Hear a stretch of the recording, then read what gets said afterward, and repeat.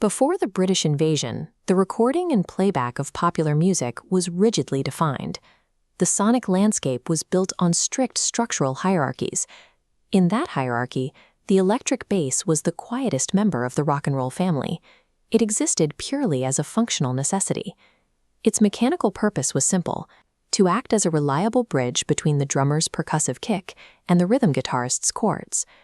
The tone of the era reflected this utilitarian role.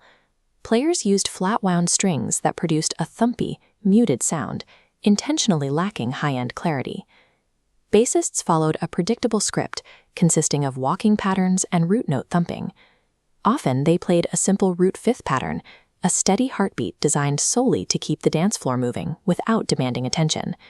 It was an instrument engineered to be felt in the chest, rather than actively heard as a distinct musical voice.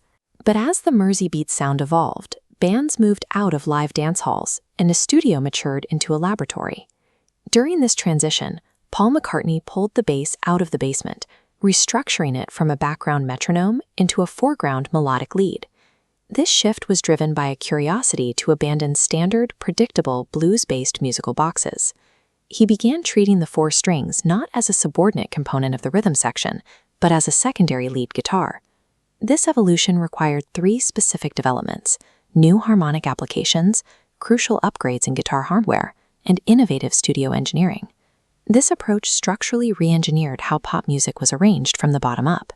This diagram maps the rigid 1950s walking bass line at the low-end floor.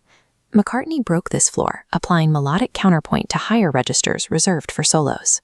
Instead of passively supporting the vocal, these scalar runs challenged it, becoming a conversational partner. If the rhythm guitar played a C chord, the bass no longer had to play C. It could play an E or a G, creating deliberate, specific harmonic tension. That tension gave the overall arrangement a sophisticated harmonic depth that early rock recordings simply did not possess. Counterpoint turned the instrument into a harmonic guide, moving it beyond the constraints of simple timekeeping. But executing this new theory required a physical evolution of the instrument itself to achieve the necessary acoustic clarity. Early violin-shaped hollow body basses had distinct physical limitations. Their acoustic design naturally produced a muffled, woody thump that lacked definition. The pivotal transition came with the adoption of solid body instruments, like the Rickenbacker, which allowed for aggressive, distinct note articulation. The dense wood and upgraded electronics provided a significantly punchier tone, capable of cutting through a dense studio mix. A secondary benefit of the solid body was increased note sustain. Because each note rang out longer, the player's technique required absolute precision. This hardware clarity enabled what we can call syncopated fluidity, complex phrases that could dance independently around the drum beat without turning to sonic mud. Upgrading to solid body hardware was the mandatory technological catalyst. It gave the bass the acoustic power to function as a primary musical hook. With the bassist playing lead melodies on a punchy solid body instrument, producers faced a new challenge: capturing this dynamic low-end energy without ruining the rest of the acoustic mix. In primitive recording environments, aggressive lower frequencies easily bleed into other microphones, masking the critical vocal and guitar tracks. Engineers relied on the physical warmth and heavy electrical saturation of vacuum tubes to isolate the instrument and elevate its presence. They used precise frequency adjustments and hard panning techniques on the studio console to carve out dedicated sonic space specifically for the bass.